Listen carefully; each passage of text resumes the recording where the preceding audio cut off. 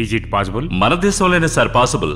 3 నెలల క్రితం ఎంపీకి ఎమ్మెల్యేకి బందర్లో డెత్ సర్టిఫికేట్ తీసుకోలేదా?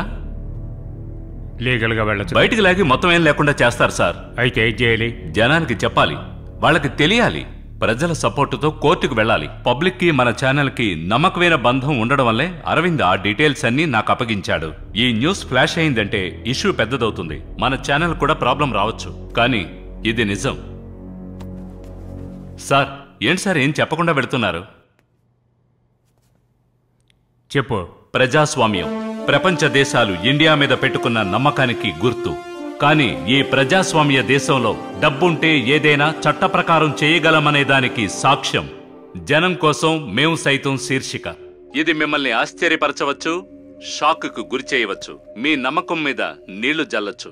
కానీ చెప్పడం నా కర్తవ్యం, నిర్ణయం తీసుకోవడం మీ బాధ్యత. లేని ఒక మనిషికి birth certificate, school certificate, driving licence, ration card, voter ID నుండి ప్రారంభమై చివరికి పాస్పోర్ట్ వరకు ఇచ్చారు. అది మాత్రమే కాదు, లేని ఆ మనిషి మీద మానభంగం కేసు కూడా పెట్టి దాని మీద ఎఫ్ఐఆర్ వేసి ఆ కేసు కోర్టు వరకు వెళ్లి దాని మీద కోర్టు అరెస్ట్ వారెంట్ కూడా ఇచ్చింది. ఈ అన్ని ఆధారాలు పద్ధతి ప్రకారమే ఇచ్చారు. సరిగ్గా చదవకుండా, ఆధారాలను పరిశీలించకుండా, ఇంకా చెప్పాలంటే ఎందుకు సంతకం పెడుతున్నామో తెలియకుండా డబ్బు తీసుకుని ఏమాత్రం దిగులు లేకుండా సంతకాలు పెట్టేశారు మన అధికారులు. ఈ ఆధారాలు సేకరించడానికి ఒక్కొక్క శాఖకు ఎంత ముట్ట చెప్పారన్న విషయం ఎవిడెన్స్ తో సహా మా దగ్గరుంది. దీనికి ప్రభుత్వ అధికారులు ఏం సమాధానం చెప్పబోతున్నారు? మన దేశంలో లంచం, అవినీతి విషయాల్లో తారతమ్యం అనేది లేదు. ఈ సమస్యలో సాధారణ గుమస్తా దగ్గర నుంచి అత్యున్నత ఆఫీసర్ వరకు లంచం తీసుకున్న వారి మొత్తం సంఖ్య 147. లేని ఒక మనిషి కోసం ఒక సగటు భారతీయుడికి రావాల్సిన అన్ని రకాల ప్రభుత్వ పత్రాలు ఒకరి వల్ల పొందవచ్చు అంటే అతని వెనుకున్నది ఏంటి? డబ్బు. నిజ స్వరూపాలు ఇప్పుడు బయటికి రాబోతున్నాయి. న్యాయం గెలుస్తుందా, అవినీతి గెలుస్తుందా? నిర్ణయం మీ చేతుల్లోనే ఉంది.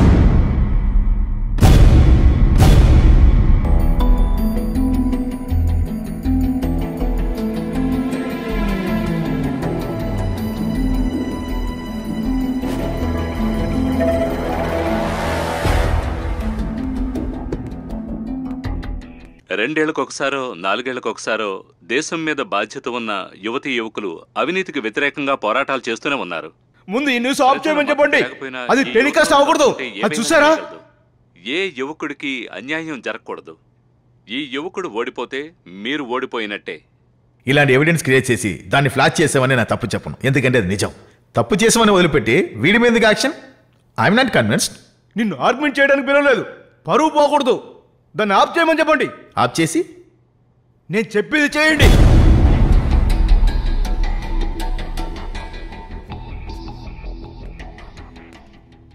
ఏ ప్రాబ్లం వచ్చినా సగంలోనే ఆపేస్తారు. దేనికి ఒక సొల్యూషన్ కనిపెట్టరు. గవర్నమెంట్లో ఉన్న వాళ్ళకి అప్పటికప్పటికి ఎస్కేప్ అవుతే చాలు. దానికి మాత్రం మమ్మల్ని యూజ్ చేసుకుంటారు. స్వయంగా నిర్ణయాలు తీసుకునేవారు. పవర్ని వారి పాకెట్లో పెట్టుకుని ఆడుకుంటున్నారు.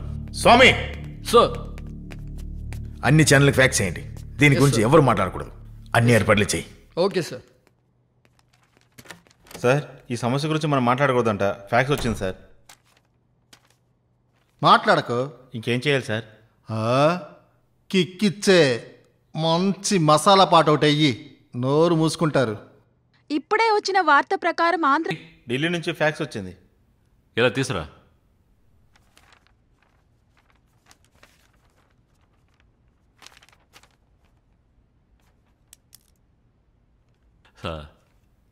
సతీష్, దీన్ని జూమ్ చేయి. ఈ ప్రోగ్రాంని ఆపేయాలట. వెంటనే ఆపేయాలని ఆర్డర్ వచ్చింది. ఏం చేయమంటారు చెప్పండి? జరగనివ్వండి, ఏదైనా జరగనివ్వండి. కానీ ఈ ఆధారాలన్నీ సంపాదించిన ఆ యువకుడి గురించి తెలుసుకోవాలనే ఆసక్తి అందరి మనసుల్లోనూ ఉంటుంది. ఏం జరిగినా సరే ఈ రోజు సాయంత్రం 5:30 ఆ యువకుడిని మీ కళ్ళ ముందు నిలబెడతాను. ఆగిపోయింది. బ్రేకింగ్ న్యూస్ అని ఏదో ఒకటి మాట్లాడతారు. రేపు మరో బ్రేకింగ్ న్యూస్ అని చెప్పి దీన్ని దాచేస్తారు. మనల్ని మాత్రం ఆలోచనలోనే పడేస్తారు.